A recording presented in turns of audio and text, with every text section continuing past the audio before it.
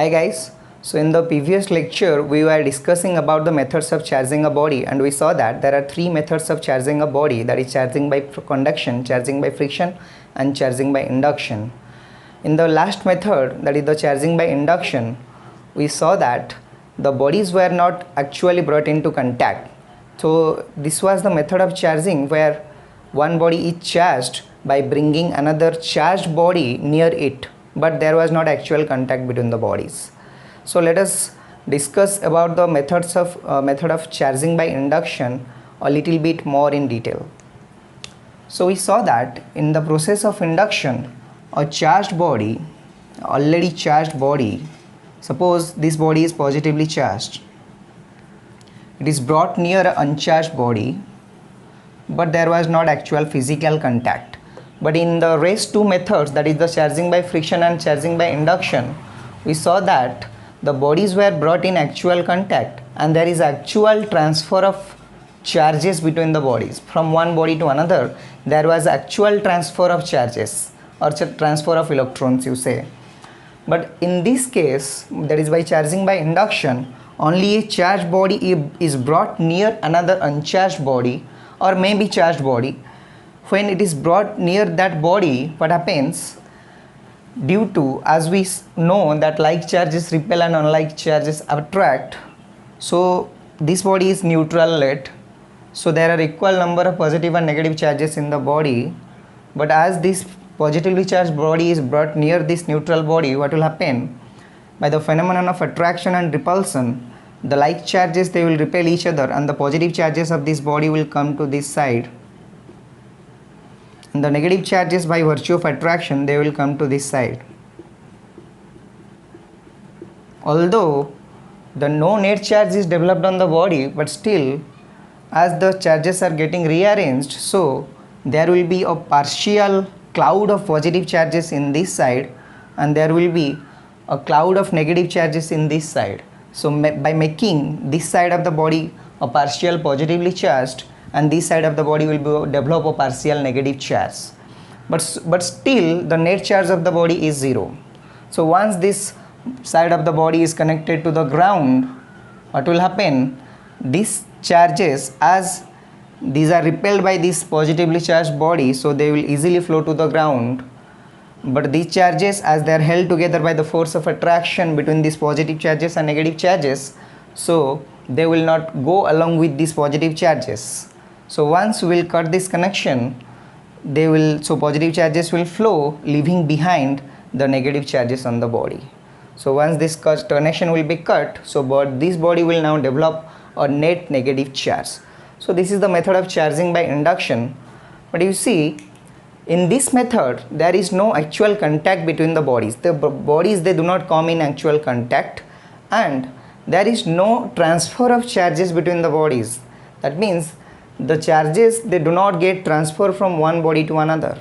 Only the charges in this body is getting rearranged, and after certain other arrangements like grounding and after cutting the connection, there is a net charge developed in the body. So you see, this body is called as the inducing body or inducing charge. The charge which is brought, that means the already charged body which is brought near the uncharged body is called as the inducing charge, and the charge which is developed in this body is called as induced charge.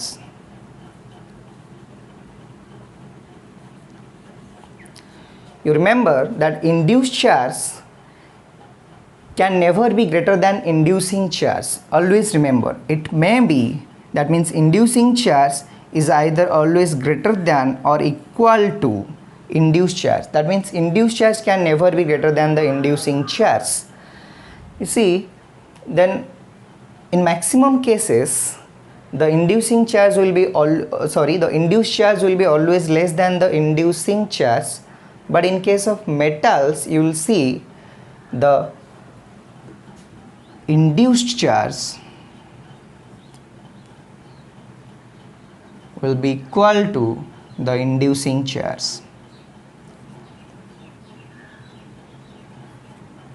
In case of metals only.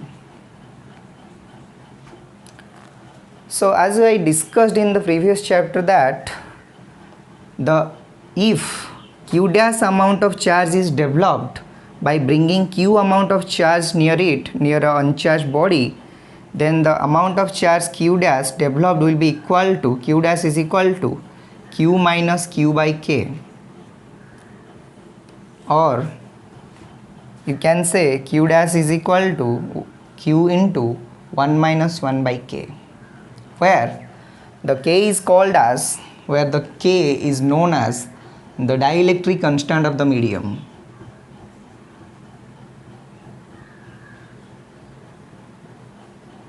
The dielectric constant of the medium, that means the medium which is lying between the charges. It may be air or it may be some other medium, but where k, this k is that the dielectric constant of this medium. We'll discuss about it later, and it is also otherwise called at the relative permittivity of the medium. So this is the method of induction in details. So now we'll move to the properties of the charges.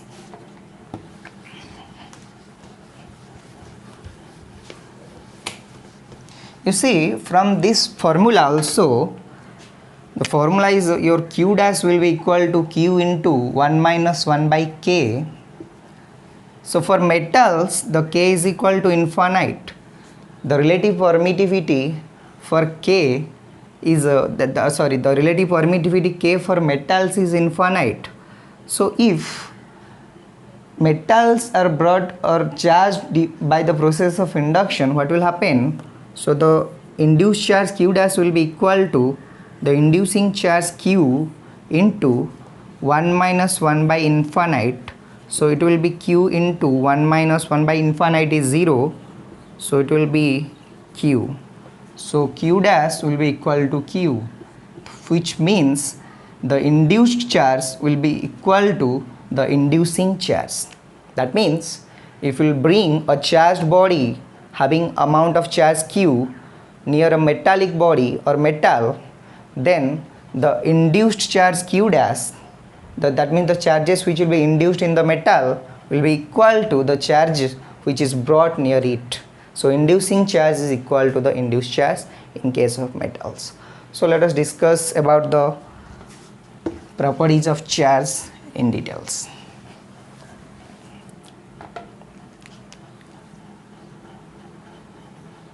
Properties of charges.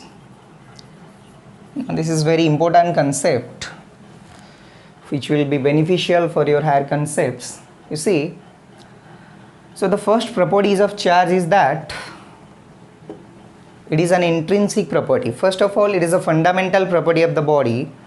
That means it is already inside the body. So it is a fundamental property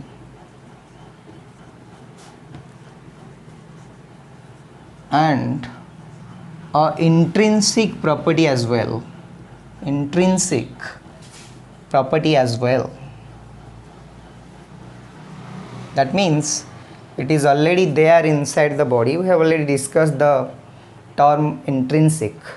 Secondly, there are two types of charges exist in the nature, that is the positive and negative charge. There is no existence of a third charge. That means there are no existence of a third proper kind of charge. So there are only two kinds of charges, positive and negative charge in nature.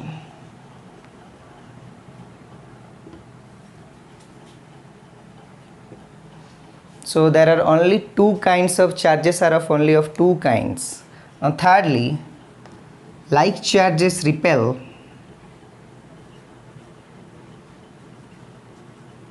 and unlike charges attract.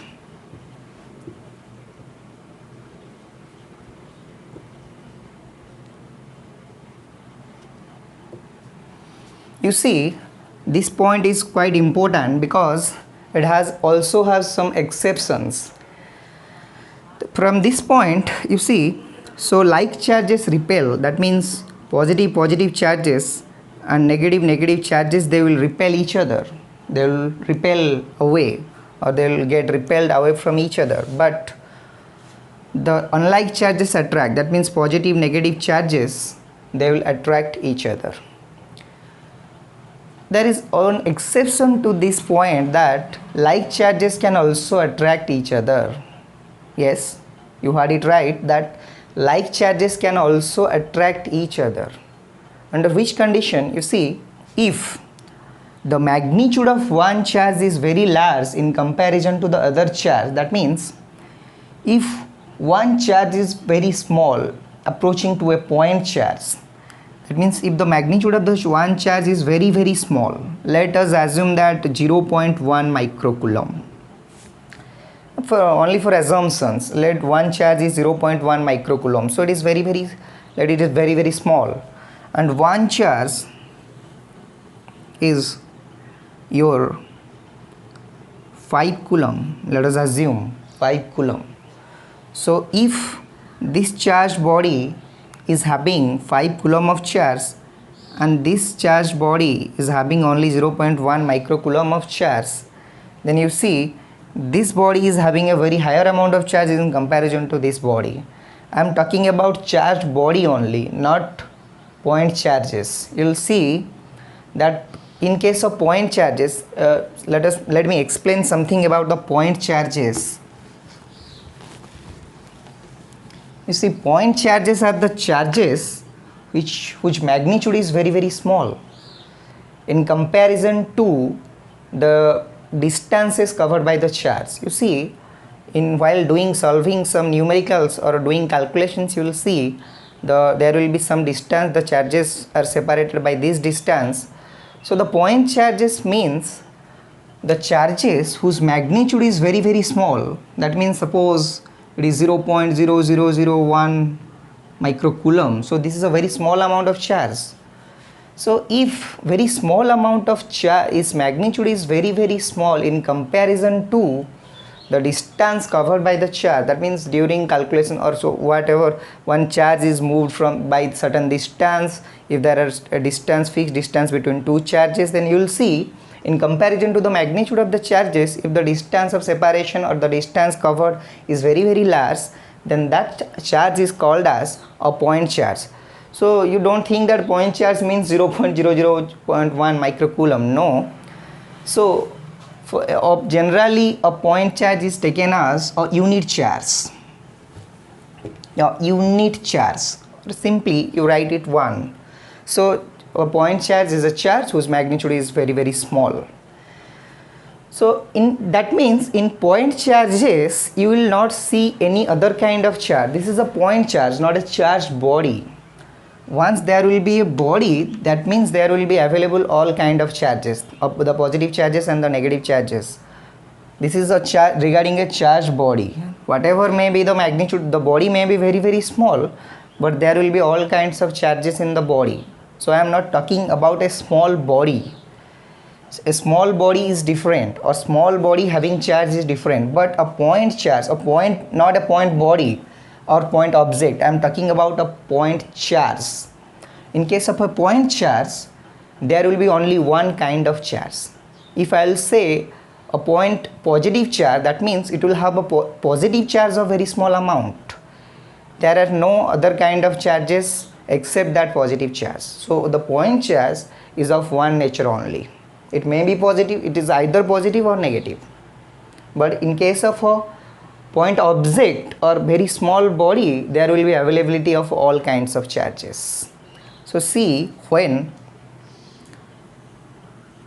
a positively charged body having a very higher amount of positive charge is taken towards or taken near a charged body whose charge is very small, then what will happen?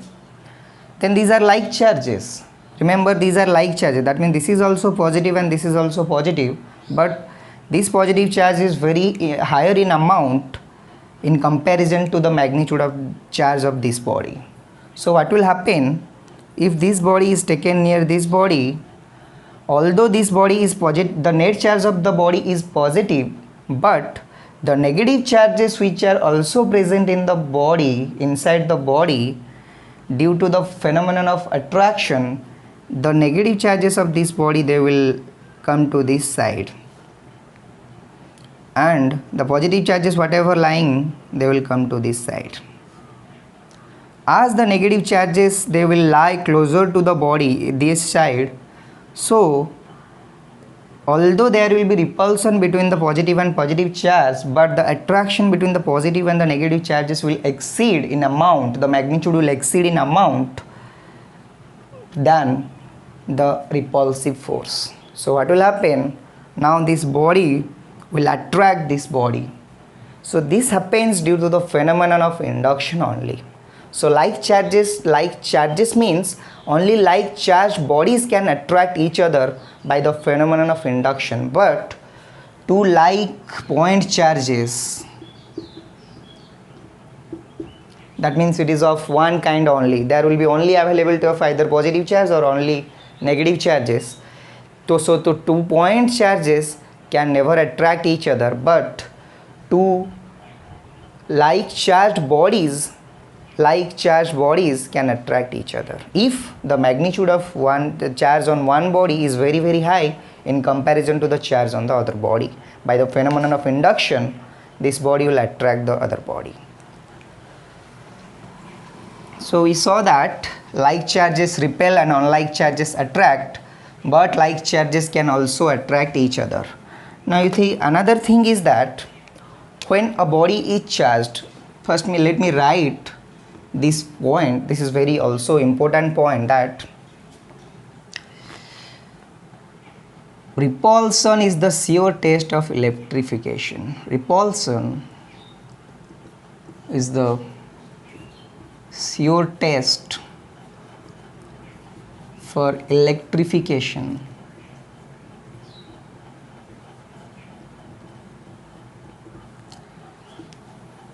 So what is the meaning of this sentence? See, when a body is charged, so before charging, we saw there are three methods of charging, but let us assume the method of friction. After rubbing the glass rod with the silk, the glass rod acquired a positive charge, but when that glass rod is taken towards small pieces of paper, the glass rod attracts the small pieces of paper towards itself against the force of gravity.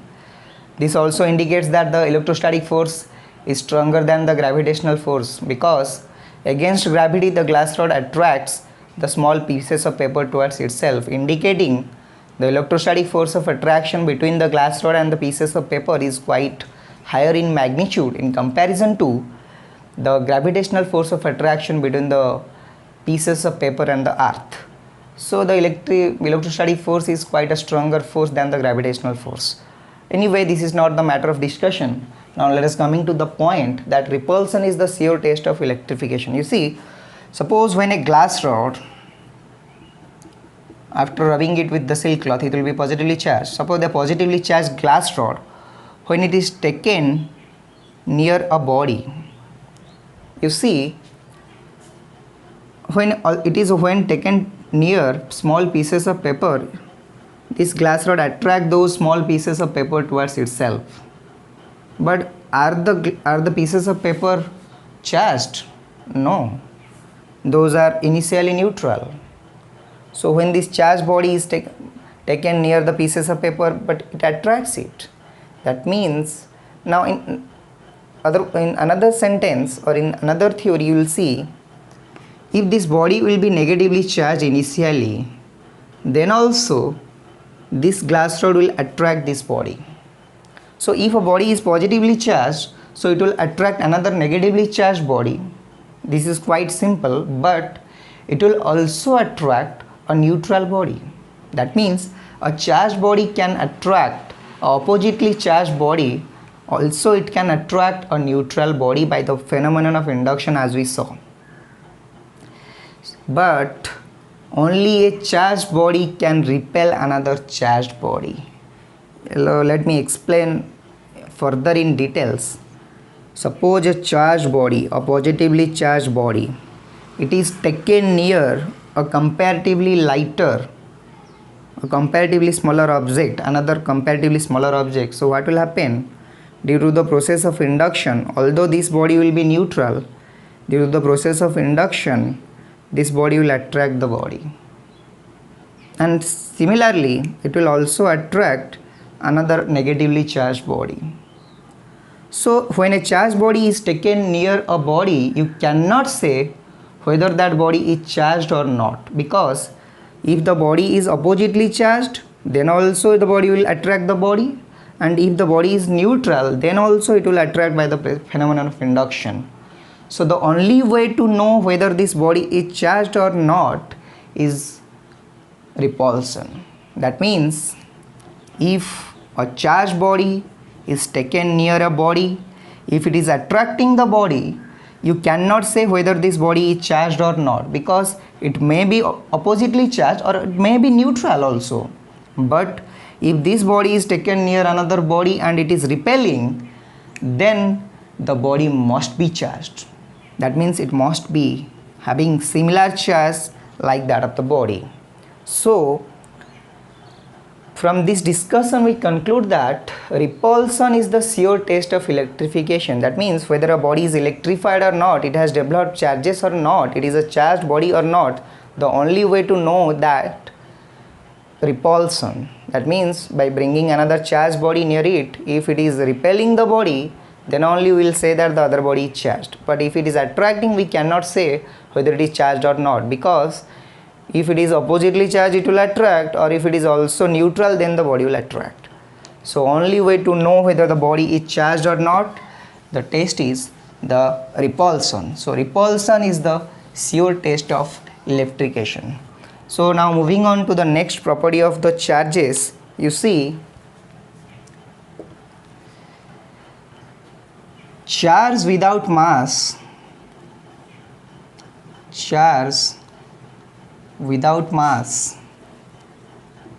is impossible,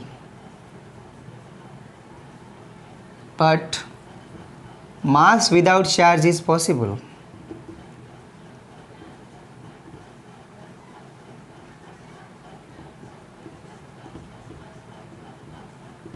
This is a very also interesting concept. See, charge without mass is impossible, but mass without charge is possible. How? Let me explain. We know that there are two kinds of charges in nature, that is the fundamental particles are the protons and the electrons, and we have not devised or we have not discovered the further fundamental particles. We have not divided further the fundamental particles, the protons and the electrons. Although it is said that the protons can be further broken down to quarks, but the independent existence of quarks is not possible. So still the fundamental particles are the protons and the electrons. So you see, now if we will go on breaking, or the means if you will go into the basic root level of the charges, you will see the least charge possible is the charge of an electron. So the electronic charge is the minimum amount of charge possible. That means it is 1.6 into 10 to the power minus 19 coulomb, and this is the least amount of charge possible. So this is the charge of electron. The proton is also having the same amount of charge, that is 1.6 into 10 to the power minus 19 coulomb, but the charge of electron is negative whereas it is positive.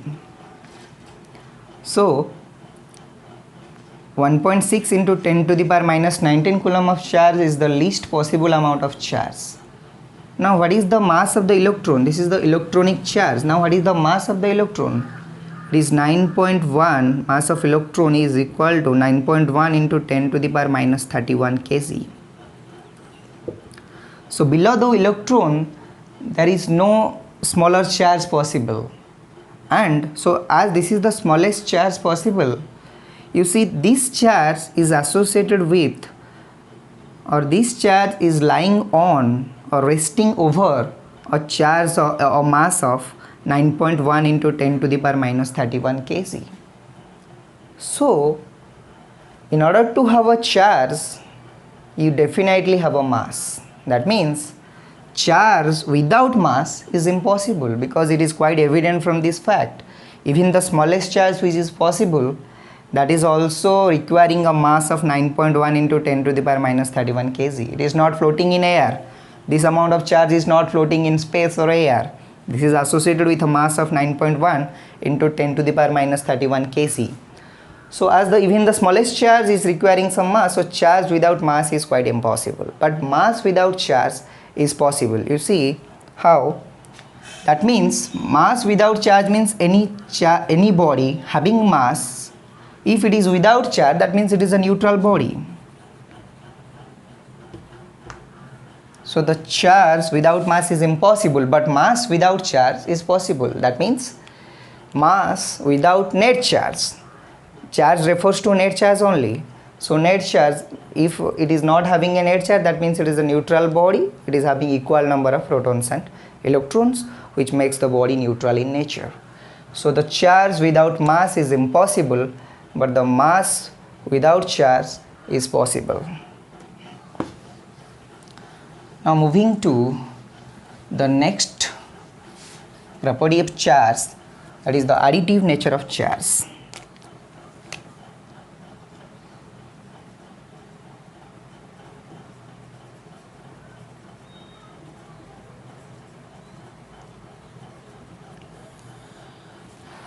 It refers to, as we know, that charge is a derived physical quantity and it is a scalar quantity. You see, charges, they are scalar in nature. They do not have a direction. This quantity is not associated with direction.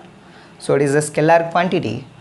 So as we know, scalars are added algebraically. Likewise, charges are also added algebraically. So as it is a scalar quantity, so it is added algebraically, or whatever charges given to the body, if we will go on adding charges to a body, then the net charge developed on the body will be the algebraic sum of all the charges given to the body. You see, if there is a body and you give q1 amount of charge, then give q2, q3 amount of charge, and that body, after giving all the charges, if it develop on net charge q, then the q will be equal to q1 plus q2 plus q3. Don't forget to mention the signs. That means go with the signs of the charges. Signs of the charges. That means if a charge of 5 coulomb, then a charge of minus 3 coulomb, then another charge of 10 coulomb is given to the body, then the net charge developed on the body will be equal to 10 coulomb plus 5 coulomb minus 3 coulomb plus minus 3 coulomb, then will be equal to 10 plus 5 is 15 minus 3. So net charge will be the 12 coulomb will be developed on the body. And also look for the direction. That means whether the charge is added or taken out. Then also you have to either add or subtract the charges. So this is the additive nature of charge. That means whatever charges are given to the body, then the net charge developed on the body will be the scalar sum, or you can simply say the algebraic sum of the individual charges. So this is the additive nature. This refers to the additive nature of the charge of the body. The next property of the charge is the conservative nature of charge.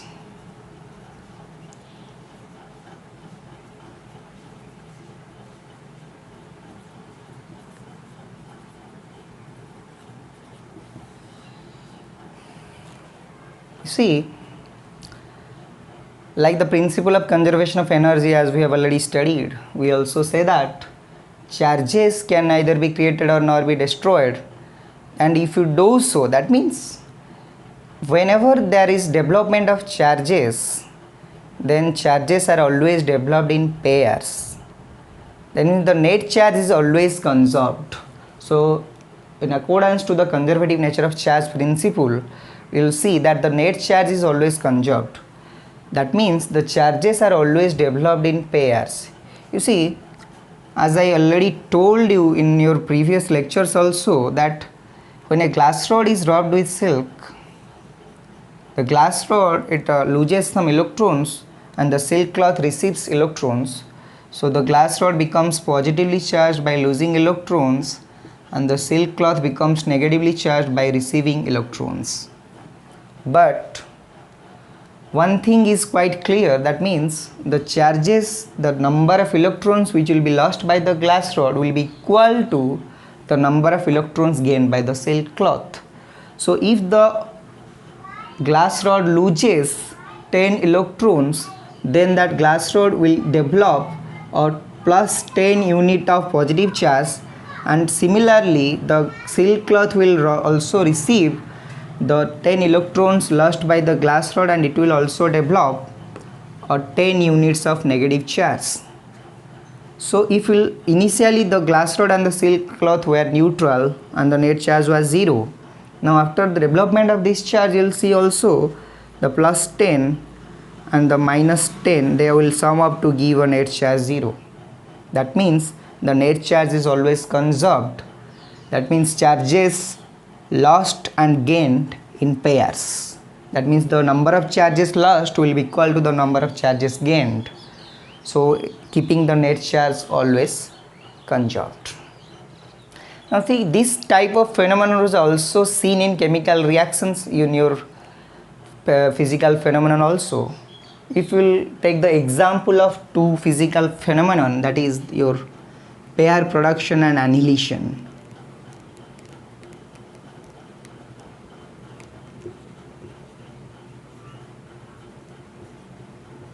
These are two examples, annihilation and pair production, which give support to the theory of conservative nature of charge.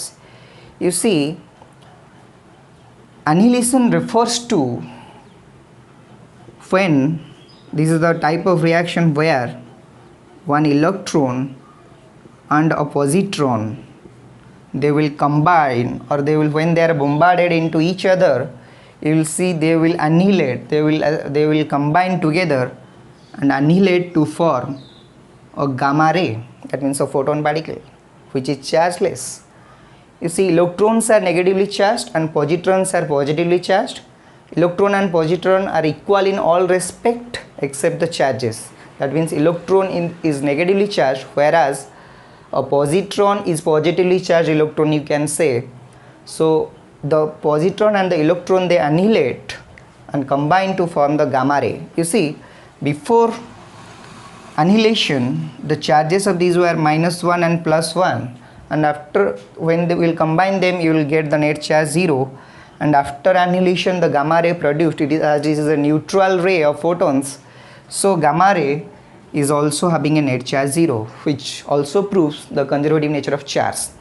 Now going to the next, that is the pair production. It is quite the reverse of annihilation. You will see, when a gamma ray, it decays, that means when it is broken down, it will produce an electron and a positron, which also proves the conservative nature of charge. Now moving to the next property, that is the quantization of charge.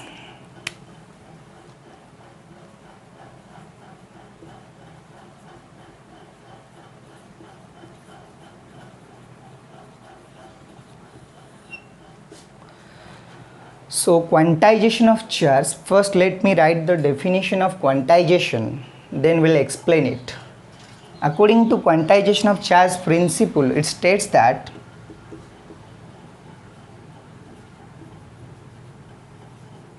the net charge present on a body, or the total charge present on the body,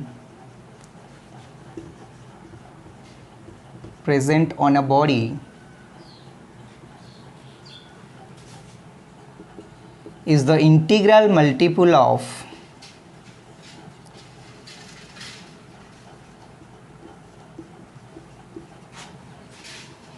a basic unit of charge.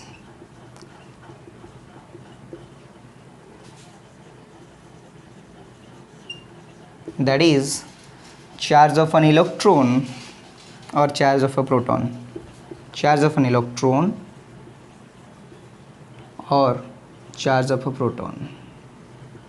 as electron and proton are having equal amount of charge. So that is it states that the total charge present on a body is the integral multiple of a basic unit of charge, that is the charge of an electron or charge of a proton.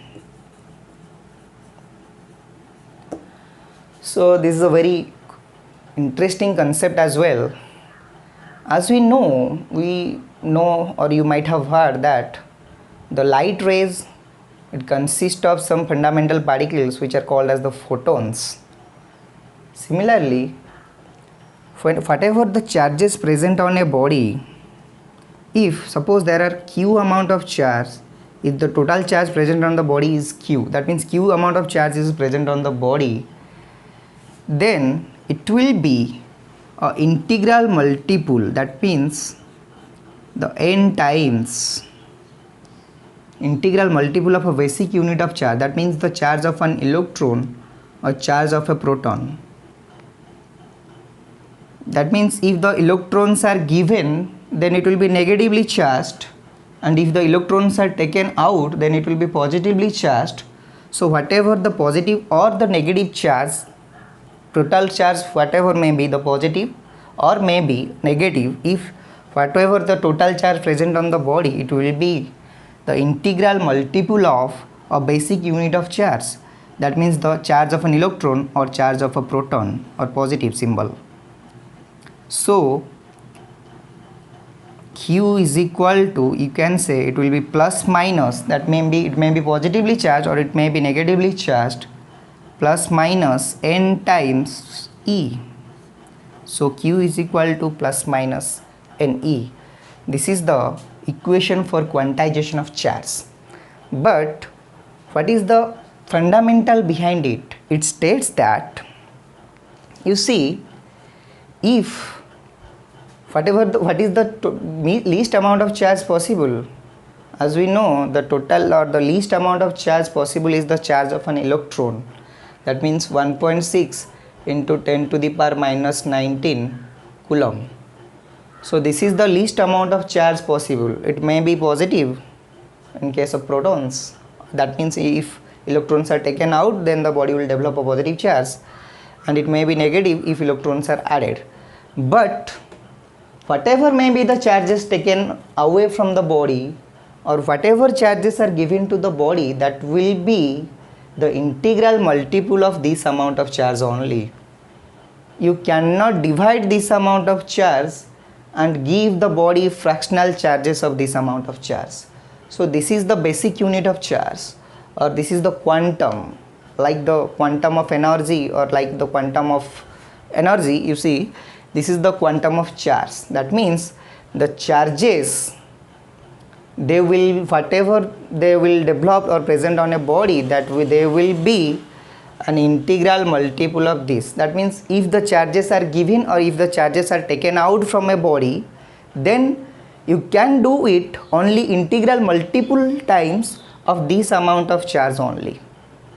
Integral, by saying integral means, that means whole number of charges. You cannot divide the charge, or you cannot make the fraction of the charge and give to a body. You see, like your milk packets which are sold in the market, you see the milk packets are available in half liter or 1 liter packet. But if you go and ask, that means if you want to buy milk, then either you can buy, suppose the milk packets are only available in 500 ml packets, then if you go to the market and ask for 500 ml of milk, then you will receive one packet. Then if you ask for 1 liter, then you will receive 2 packets.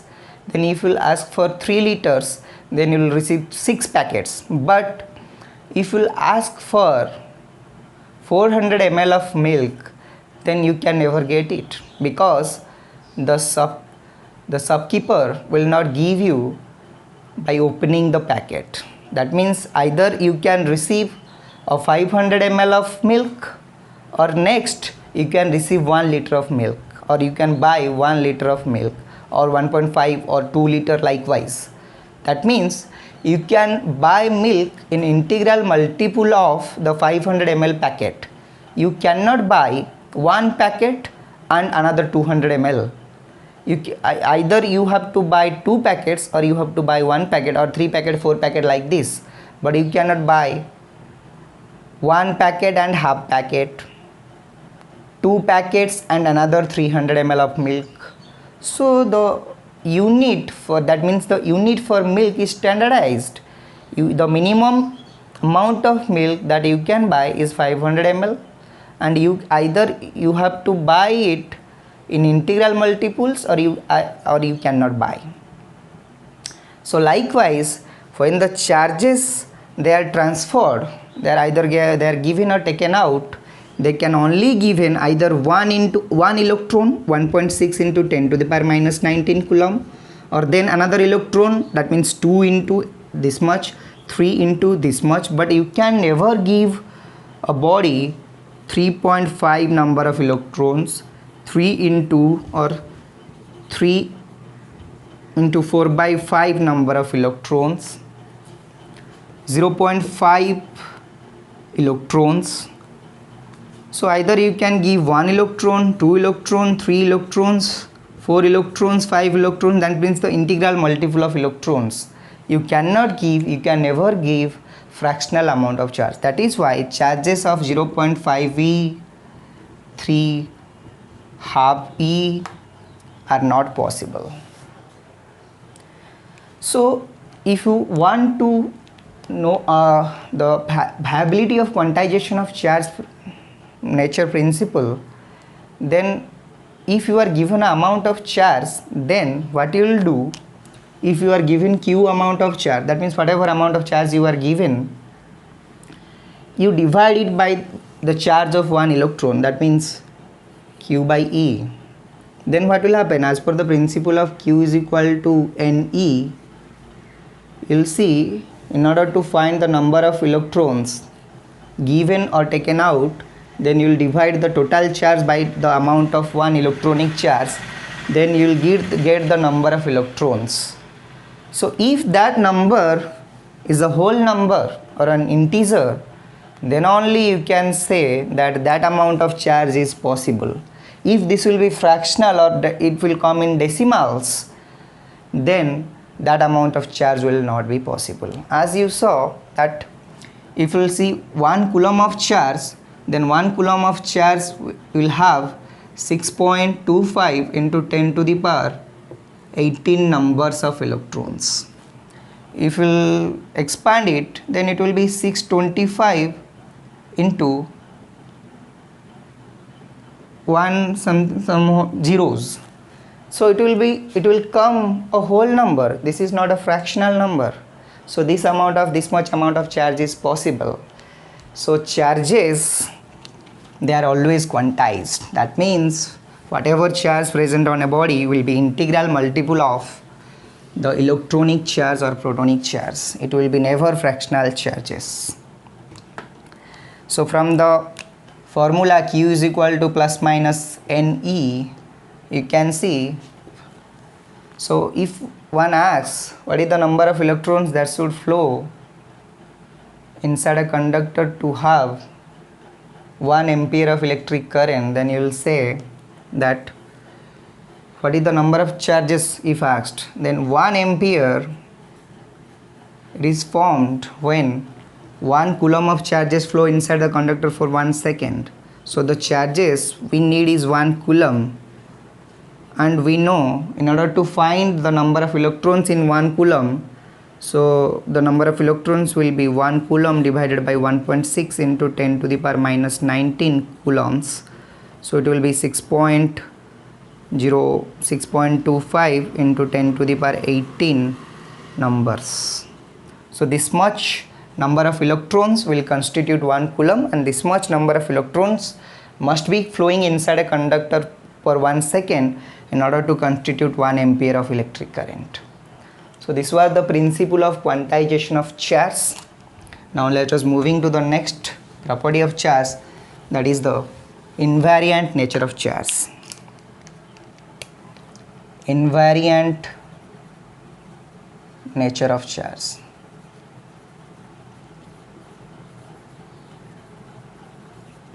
Now, according to this theory, charges, the magnitude of the charge, it will not vary with the change of frame of reference. That means, or conversely you can say, the magnitude of charge will not vary with the motion of the charge. As we'll see in later on that with the varying speed of the body, the mass of the body changes. That means if a body is moving with a velocity v, then the mass, the mass when the body is moving with a velocity v, then it will be m will be equal to m0 divided by 1 minus v square by c square root. That means the mass of the body in motion will depend upon the velocity of the body. So where m0 is the rest mass and v is the velocity of the body with which it is moving and c is the velocity of light. So the mass of the body will vary with the motion of the body, but charges, it has no such relevant equations. That means charges, they never vary with its speed. That means whatever may be the speed of the charge, if initially it was having a 5 coulomb of charge, then it may be moving with a velocity of light, but it will still have that 5 coulomb of charge. That means the magnitude of the charges, it will not change with the speed of the charge. Or if the frame of reference changes, then also you cannot say that the magnitude of the charge has changed. Whatever may be the frame of reference, the magnitude of the charge will not vary. So this indicates the invariant nature of the charge. So we discussed in details about the charges. Now, like charge, mass is also a fundamental property of the body, but there exist certain differences between the charges and the mass. So let us enumerate those differences. See, mass and charge. Between mass and charge, you see, the mass is a fundamental physical quantity, whereas the charge is a derived physical quantity, and it is derived by, as q is equal to it, so it is derived by multiplying the electric current and the time, so it is a derived physical quantity. Now coming to the second point, mass is of one kind, that means mass is of single kind, but charges are of two different kinds, that means positive and negative. You see, the force between the mass is gravitational in nature. There exists only gravitational force between the mass. So the force between the mass is gravitational, whereas the force between the charges is electrostatic. The force between the charges is electrostatic in nature. See, gravitational force is only attractive in nature. So the force between the mass is only attractive in nature. The force is attractive, whereas the force between the charges, it may be attractive or may be repulsive, may be attractive or repulsive, as it depends upon the nature of charge. So it may be attractive or it may be repulsive. But you see, if someone asks you what types of if two charges are given and what are the forces given existing in the charge, then you see, existing between the charge, you will see that if two charges q1 and q2 are given, then in addition to charge they are also having mass. So between the charges there will be electrostatic force, and in addition to electrostatic, between the mass of the charge there will be gravitational force.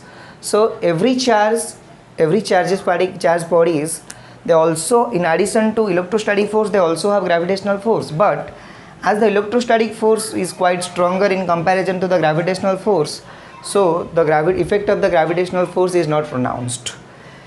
Then moving to the next point, the mass, it is not quantized. That means it may be quantized, but the quantum of mass is yet to be established. So the quantization of mass is yet to be established.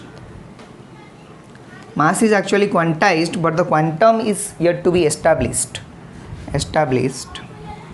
whereas charge is always quantized, and it is the quantum of mass is 1.6 into 10 to the power minus 19 coulomb. then your mass is not conserved.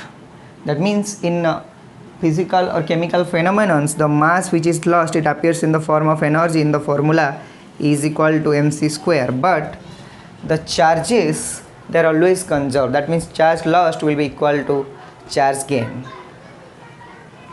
Then next point is the mass, it is variant in nature. That means it depends upon the frame of reference or the speed of the body.